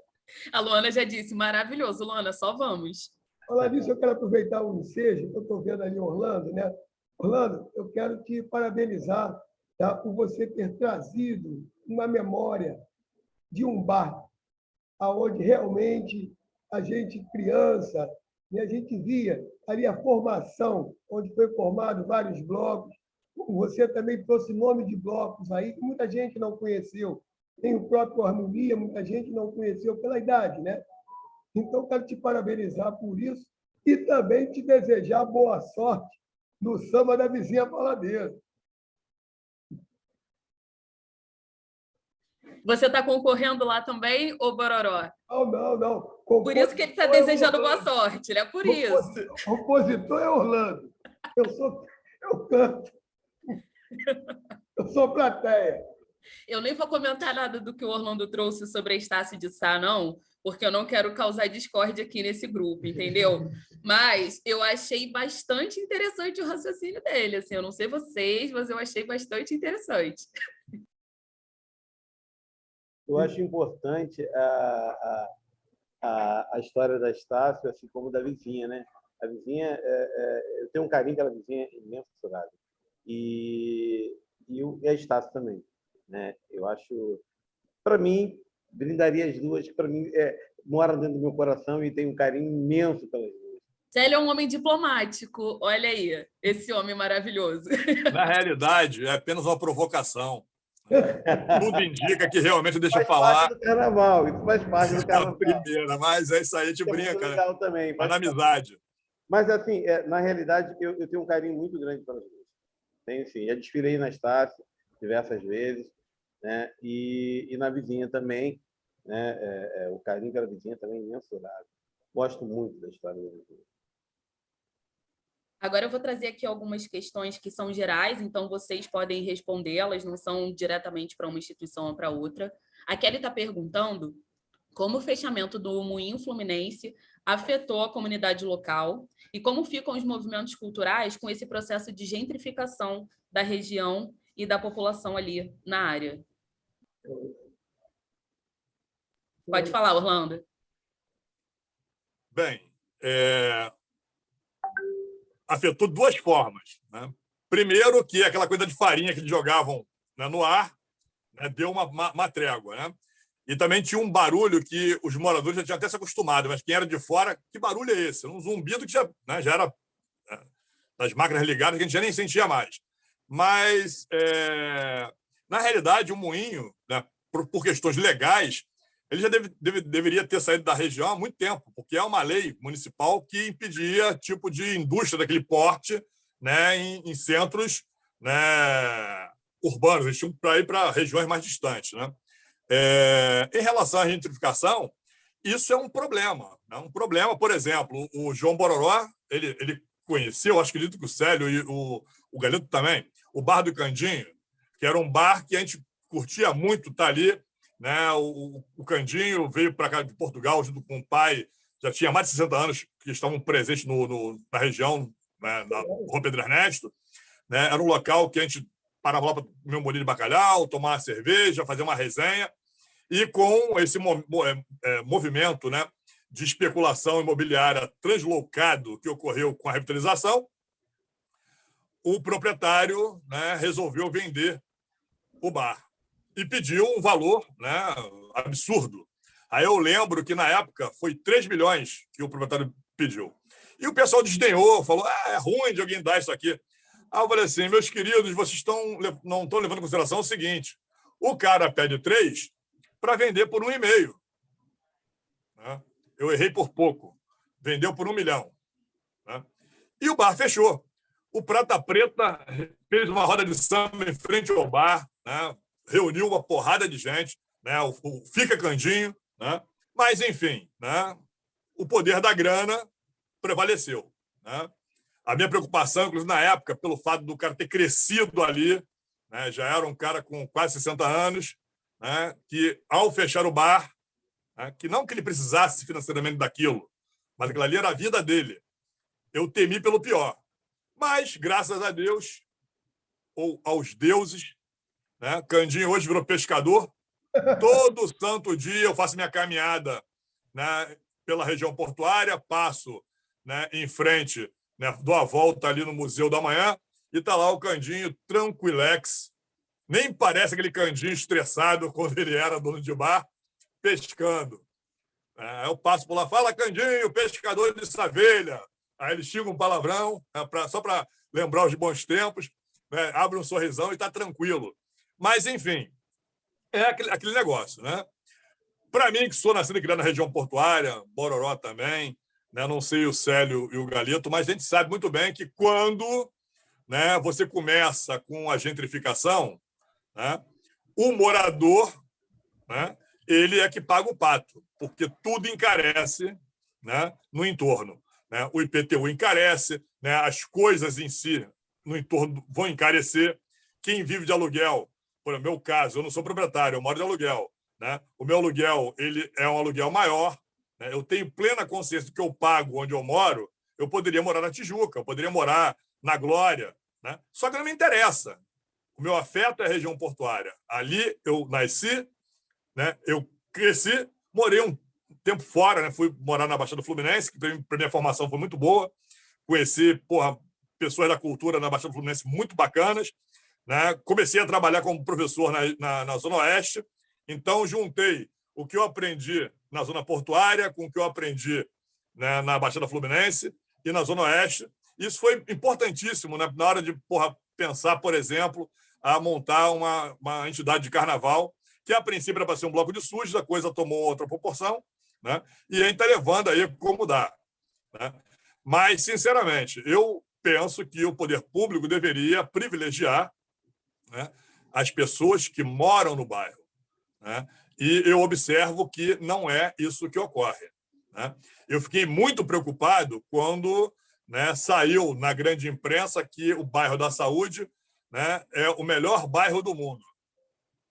Gente, né, quem mora aqui sabe que tem as coisas boas, mas também tem coisas que, né, o poder público tem que melhorar, principalmente na questão de cidadania. Você tem muitas pessoas que vivem aqui em situação precária. Né? Então, que saúde é essa que é o melhor bairro do mundo? Né? É só ali a região da Prainha? Né? É só a Pedra do Sal? Né? A saúde é muito maior do que isso aí. Né? Inclusive, as pessoas, né, não entendem, né, principalmente quem não é nascido e criado aqui, que a saúde ela é a maior parte, né, junto com o Santo Cristo, da região portuária. Gamboa é uma ficção, né, criada pelo prefeito Marcos Tamoio à revelia de quem morava aqui. Por exemplo, eu moro ao lado da Igreja Nacional da Saúde, e o bairro é Gamboa. Gamboa, para eles, para mim, é saúde, né, que deu o nome ao bairro. Né? Aí o Marcos Tamoio, ele, numa canetada, ele estendeu a Gamboa até o Hospital dos Servidores, né, até a Barão de Tefé, e da Barão de Tefé em diante a saúde. Para quem é de fora. Para quem é morador, sabe que saúde ela vem, né, da Conselheiro Zacarias e vai até a Praça Mauá. Essa Fala aí, Bororó. questão... Olha, Diz, Bororó. eu endosso totalmente as palavras, né, dele. Até sabe por quê? Porque eu canso de dizer uma coisa. Eu nasci na Rua do Livramento, número 100. Eu não nasci na Gamboa, eu nasci na Saúde. Eu nasci na Saúde. É inadmissível você ter uma igreja com o nome Nossa Senhora da Saúde, onde deu a criação do bairro, e ser Gamboa. Não entendo. É a mesma coisa, Orlando. O que eu brigo muito, também falo muito, o porquê que aquela praça de lá, do Aqua Rio, por que Praça Mohamed Ali? Por quê? O que, que tem a ver? Por que, que não botou lá Praça Orlando Rei, Praça Boró, Praça Nossa Senhora o Padre Francisco? Alguém da Bororó. nossa região. Por quê? O que, que ele fez aqui? O que, que Mohamed Ali deu para a saúde? Bororó, em relação ao nome dessa praça, o que eu fiquei sabendo, né, foi, né, que quando eles iam nomear a praça, que chegaram a cogitar, inclusive, colocar o nome da praça como Horácio Zé da Silva. Mas aí o Mohamed Ali morreu e ele é uma personalidade negra a nível mundial, né? Um homem que tem uma certa luta contra, né, a questão do racismo, né, no caso dos Estados Unidos. E como ele morreu, né, próximo da inauguração da praça, alguém deu a ideia e a ideia pegou. Isso é algo comum. Por exemplo, quando eu entrei para a rede estadual, eu fui trabalhar num CIEP que ele era um CIEP de ocupação, né? Depois, em outra oportunidade, eu explico isso aí, né? E ele se chamaria Cavaleiro da Esperança, né, em homenagem a Luiz Carlos Prestes. E, próxima à inauguração, morreu o Mussum. E a comunidade decidiu que o CIEP se chamaria Antônio Carlos Bernardes Mussum, né? Não foi o caso da praça, né? Não consultaram a gente. Mas a lógica foi essa, né? Como morreu uma personalidade que tinha a ver com a negritude, e as pessoas lembraram, pô, Mohamed Ali, aí resolveram dar o nome da praça, né? Mas aquela história, né? A revelia de quem mora aqui, quem produz cultura aqui, né? Eu sou contra. Gente, seguindo aqui as questões, e aí, para vocês como um todo, a Patrícia traz qual o posicionamento das duas instituições em relação à realização do Carnaval em 2022, devido a essas incertezas com relação à pandemia da Covid-19. Quer começar, Bororó? Ô, Célio? Eu falo eu. De esperar o que os médicos, né, os responsáveis por essa área, vão determinar. Então, assim, se houver condições, torço eu, com todo o amor que eu tenho pelo Carnaval, que aconteça, porque estou sentindo muita falta. Mas, se não for, né, se os responsáveis pela área acharem que não é o momento, o que fazer? A não ser esperar.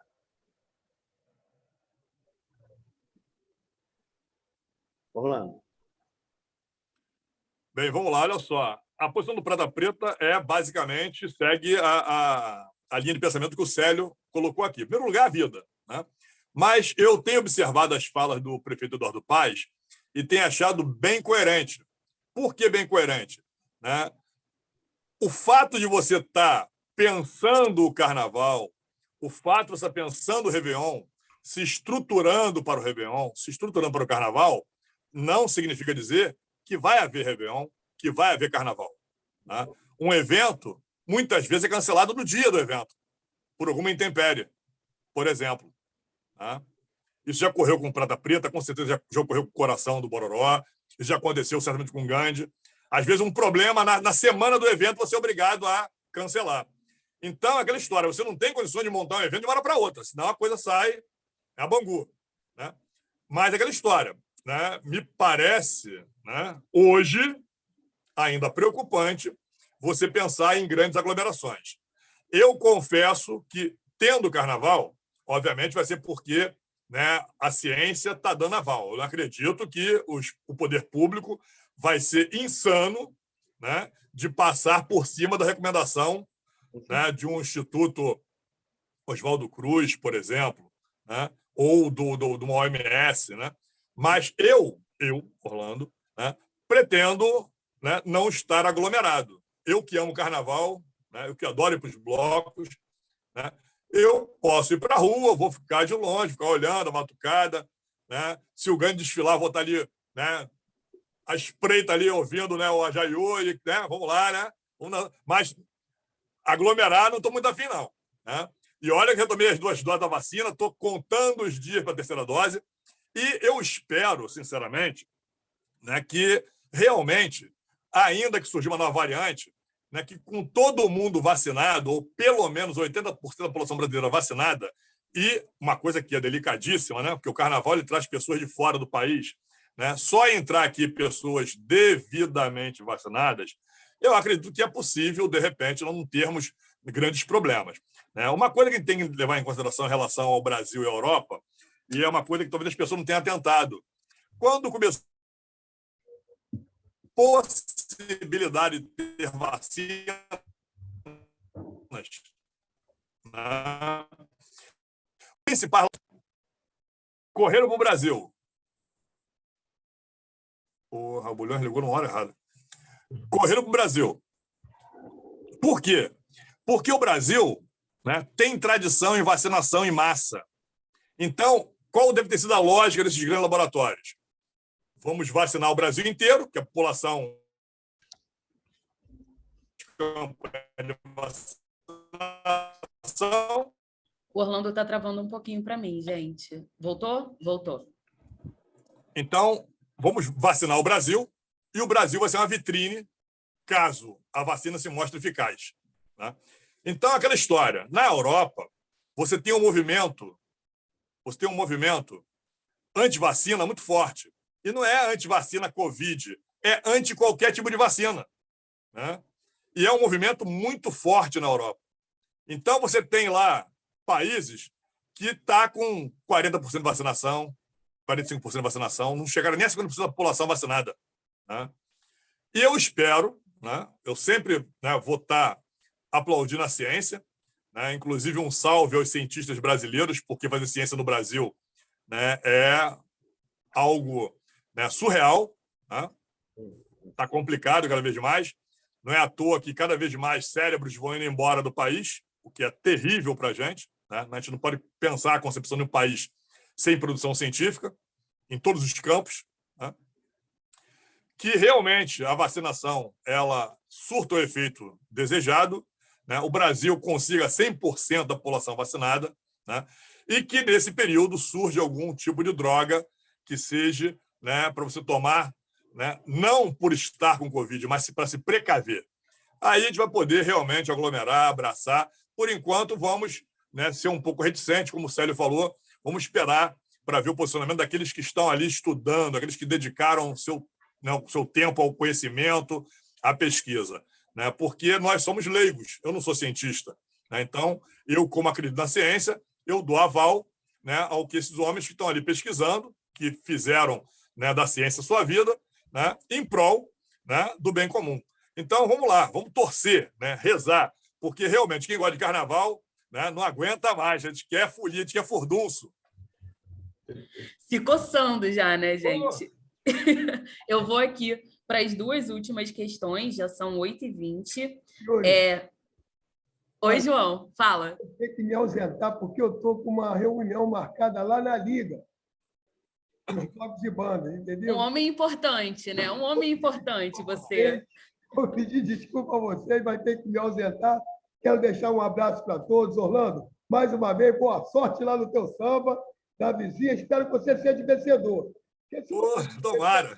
Nós seremos vencedor. O bairro da Saúde é vencedor. Um abraço para todos. Fiquem com Deus, tá? Ajaiô! Ajaiô!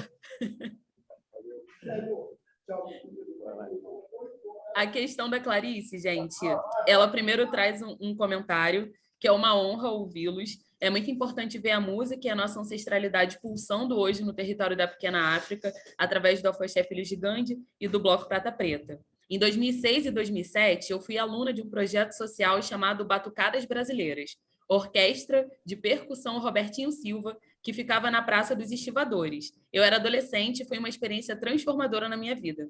Eu gostaria de saber se vocês chegaram a ter alguma relação com esse projeto, nesse lugar. Será? Quando o Orlando comentou do casarão que o pai dele nasceu, era por ali. E aí eu fiquei pensando se era o mesmo lugar. Na realidade, meu pai nasceu num casarão em frente mesmo ao Valongo. Né? A Praça dos Estivadores ela fica em frente à sede do Gandhi. Né? O Prata Preta ele não tinha uma relação com a entidade. Né? A gente reconhecia o valor. Né? O Robertinho Silva é um nome de destaque, né, quando se pensa em percussão no Brasil. Né? acredito que a maior parte dos discos de MPB e samba você vai ter, de alguma forma, a participação dele. Tem algumas figuras, né, que são, né, ao concurso, né? O Robertinho, em percussão, é uma delas. Né? E eu penso o seguinte, a música ela transforma, né? Como diria Nietzsche, né? O que seria da música, da vida sem a música, né? Então, na realidade, eu não consigo conceber a vida sem música. Né? E, no caso do bloco, para mim, por exemplo, foi muito legal que eu passei a produzir, né, música. Né? Mesmo não sendo músico, passei a escrever minhas letras, né? Aí comecei a conhecer pessoas que compunham, né? A gente foi formando parcerias. Isso é muito bacana, você consegue colocar nessa visão de mundo. Né? Você escreveu uma marcha carnavalesca, você escreveu um samba, é um processo muito bacana, que você bota um pouco de você ali. Né? E quando você ouve as pessoas cantando, né, o que você produziu, né, no carnaval, é muito bacana. Né? Então, a música, né, e você estudar música é transformador. Eu acredito que, né, a minha relação com a música não foi assim muito profícua, porque música tem um quê de matemática, né? E eu sou de humanas. Né? Ai, muito bom, Orlando. E aí, a nossa última questão foi feita pelo Luiz Araújo, que está aqui do meu ladinho, e eu acho que é um questionamento muito legal para a gente fechar esse encontro de hoje, que foi maravilhoso, está sendo maravilhoso, eu estou em êxtase por estar aqui com vocês. O Luiz traz: como vocês veem as ações artísticas e musicais e o próprio carnaval como uma possibilidade de ação e valorização histórica e cultural do Cais do Valongo? Olha, inclusive, eu acho que deveria ter muito mais iniciativas de música, né, na região ali do Cais do Valongo. Né, das pouco. Né? Hoje você tem uma concentração maior de produção cultural no Largo São Francisco da Prainha e na Pedra do Sal. Está na hora de botar umas rodas de samba ali, está na hora de fazer aquilo ali, né, um espaço voltado para a música, para a dança, né, de forma, né, toda semana ter algum evento. Né? A gente sabe nas dificuldades, né, não só, né, de estrutura, mas financeira, mas está na hora de começar a fazer aquele bombar, porque ele é um espaço que realmente as pessoas precisam conhecer e precisam valorizar. Até porque, por exemplo, vocês sabem muito bem que durante um certo período, não muito distante, né, no tempo histórico, o Cais do Valongo ficou abandonado, quase correndo o risco de perder, né, a titulação de Patrimônio da Humanidade. Né? Então, eu penso que a ocupação daquele espaço é importantíssimo para evitar, né, porque governos que não têm afeto pela produção de conhecimento, né, pela produção das diferenças, é uma possibilidade concreta de acontecer sempre. Né? E a única forma que tem de neutralizar, né, esse tipo de descaso nefasto é o povo estar ali, né? Que aí vai cobrar. Né? Então, cada vez mais esses espaços têm que ser ocupados, né, com música, com dança, né, com produção de artistas, né, negros. Né? Eu acho que é de suma importância, até por essa questão que eu falei, né, porque você pode passar de novo pelo sabor de ver governos que não dão importância, né, ao plano cultural e, principalmente, né, a produção de cultura afro-brasileira. Orlando, falando também aqui no espaço que, para mim, eu tenho como quintal do Gandhi, né, que é o Jardim Suspenso, que essa área é belíssima, belíssima, eu tenho uma paixão pelo Jardim Suspenso imensurável, e hoje eu vejo ele se desfazendo aos poucos, e o poder público não está nem aí, e a coisa está jogada, e é um espaço que poderia estar se ocupando com cultura, né? E que está parado. Eu acho que também deveria ter um incentivo maior para esse espaço. Né? É uma lástima do jeito que está.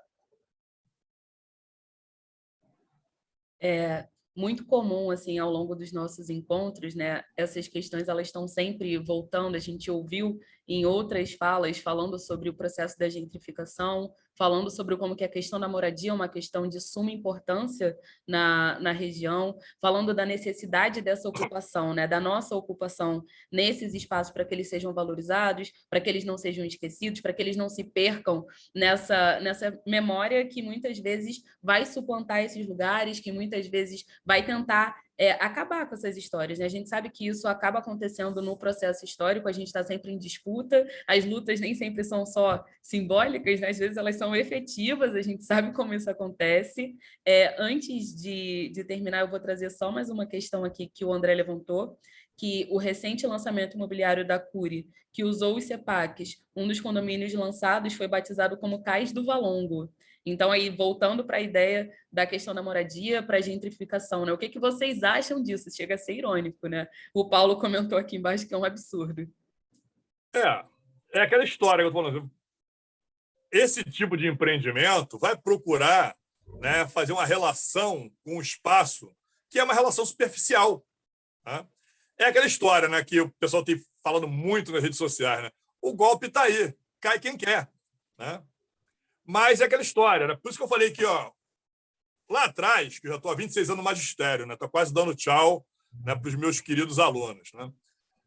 Eu ficava muito feliz quando eu via alunos indo para a área de humanas. Como eu falei, hoje, né, eu vejo que é imprescindível ocupar outras áreas. Por exemplo, você tendo pessoas das classes populares como engenheiros, né, essas pessoas ocupando espaços, né, e se essas pessoas não se perderem no meio do caminho, porque isso é possível, né, o meio que você vai também te transforma.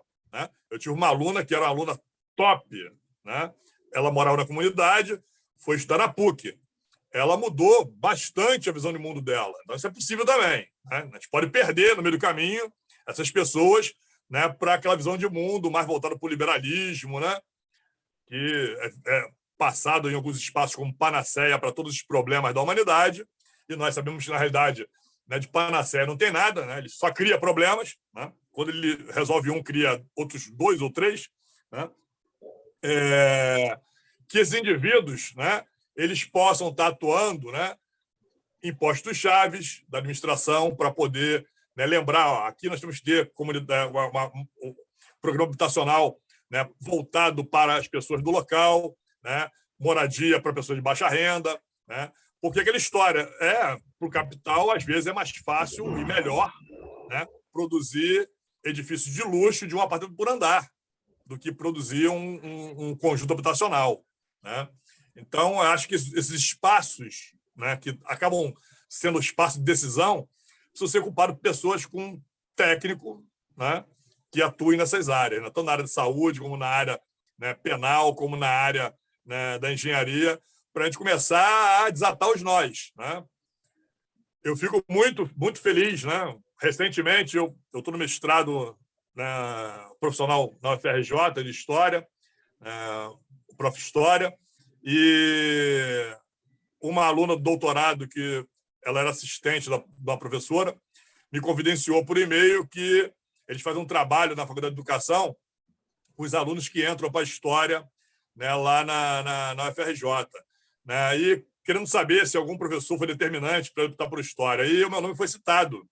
Ela falou: pô, Orlando, um aluno teu do ISERJ citou você, né, como professor que despertou nele a vontade de estudar História e fazer História. Eu fiquei lisonjeado, né, mas, ao mesmo tempo, eu pensei, pô, cara, não é por aí, eu preferia ver esse cara, né, como advogado, né, metendo bronca aí, né, contra as arbitrariedades do poder, né, que a gente sabe que não cessa. Né? E, sinceramente, ao mesmo tempo que eu acho que é importante ter antropólogos, historiadores, sociólogos, né, filósofos, hoje é mais importante ter médicos em quantidade suficiente que venham das camadas populares, engenheiros, advogados, né, porque, né, como o bagulho está doido demais. Né? E só pensando, né, sem ter instrumental de apoio, de decisão, vai ficar complicado. Né? E os espaços para humanidades é um espaço que acaba ficando em segundo plano, né? Quando se fala em poder de decisão. Né? Uma última questão. Gente, eu juro que é a última, gente. 8h30. Não, estou curtindo pra caramba. Para fechar. O Demétrio, ele pergunta se existem articulações que unem esses diversos movimentos culturais. Por exemplo, uma associação, um conselho que una, né, esses movimentos culturais como o de vocês para pensar essas questões aí na região portuária, na região da Pequena África. Olha, o Prata Preta ele tem uma postura muito autônoma. Mano. Geralmente a gente trabalha, né, como agregador. A gente geralmente não está participando de entidade maior, né, como se fosse vamos pensar assim, questão sindical, uma confederação, né? A gente está sempre aberto a ouvir, né? Mas sem estar vinculado, né, a nenhuma entidade que seria representativa, né, dos produtores de cultura na região, né? Uma coisa que eu posso garantir vai sempre encontrar, né, lugar de fala no Prata Preta, né? Nós vamos avaliar se a gente vai participar ou não, né? Com certeza deve ter, né? Você tem pessoas se mobilizando em relação à cultura aqui, né? Nesse ponto, o Prata Preta prefere ficar de fora mantendo a sua autonomia, né? Mas com certeza tem, sim. Existe várias por aqui, né? Sim. Não uma, várias, como o Célio falou. E eu acho A também própria muito liga, importante. a própria liga, né, portuária é uma delas, que representa os blocos da região. O pessoal da Pequena África, do Mucabe, e esses grupos, que eu acho também muito importante, e o Grande participa deles, né? O Grande participa de tudo. Nossa questão aqui é união com todos, estar de bem com todos, e assim, e quem pode ajudar em alguma coisa, acho que só unido a gente chega em algum lugar. Então, assim, quanto mais força nós nos unirmos, eu acho que a gente consegue chegar em algum lugar e tentar mudar alguma coisa, né? Acho que a união ela faz a força assim. Aqui, quando eu cheguei aqui no Gange, peguei a estrutura do Gange agora para poder administrar. Eu sou contador, tá? Sou contador e peguei uma instituição com muitos problemas e com um povo cheio de vontade de trabalhar. Então, assim, nos unimos e aqui a gente está costurando as amarras para conseguir levantar a instituição junto. Então, assim, os meus mais antigos daqui do Grande, o Galeto, então, para mim, é meu parceirão, a gente está sempre junto, sabe, aqui, o Nato, os demais têm muito mais anos Gangue que eu. A gente está aqui unindo, e aqui é uma democracia. Eu trabalho com democracia. Eu ouço todos, todo mundo tem poder de fala, né? As decisões são tomadas em conjunto, né? Porque eu acho que é assim que é importante. E eu acho que em um ano nós já crescemos para caramba. E vamos continuar da mesma forma. Gente, mais uma vez, eu super agradeço a presença de vocês por terem aceitado esse convite. Assim, de novo, a galera está aqui no chat só dizendo milhares de elogios. Esse encontro virou uma resenha, né? Mas um pouco a gente estava sentado no bar bebendo a cerveja R$ 7,90, que o Orlando comentou no começo. A gente Bons tempos. precisa logo que a pandemia passe para que esses encontros eles sejam possíveis novamente. Na terça-feira que vem, a gente vai contar com a presença do Centro Cultural Pequena África, da Casa Molocum e do Quitutes da Luz, falando sobre a força da presença feminina no Cais do Valongo e na Pequena África. Antes de finalizar, eu gostaria de lembrar que o Agentes do Valongo é um projeto de educação e cultura realizado e gerido pelo IDG, que é o Instituto de Desenvolvimento e Gestão, com financiamentos do Consulado Geral dos Estados Unidos no Rio de Janeiro. Esse projeto conta também com o apoio da Prefeitura do Rio de Janeiro através da Secretaria Municipal de Cultura e do IFAM, que é o Instituto do Patrimônio Histórico e Artístico Nacional. Eu também quero lembrar a todo mundo de acompanhar as nossas redes sociais, as redes sociais do Afoxé Filhos de Gandhi, do Cordão do Prata Preta, e a gente se encontra na terça-feira que vem, nesse mesmo horário, nesse mesmo local. Orlando, Célio, manda um beijo para o João e Galeto. Olha, maravilhoso ter vocês aqui com a gente. E podem participar dos próximos encontros, vocês podem entrar com o link que vai chegar aí pelos e-mails para ver um pouco do que a galera está falando, para participar com a gente também dessa formação. Um super, ultra, mega beijo em todo mundo e feliz Dia Nacional do Samba. Até terça que vem. Até. Beijo. Um abraço a todos. Orlando, te aguardo aqui no Gandhi, hein? Temos que conversar. Tamo junto. Muito obrigado, gente. Foi incrível. Beijo, Lorena. Tchau, tchau, Ana. Tchau, Juliette.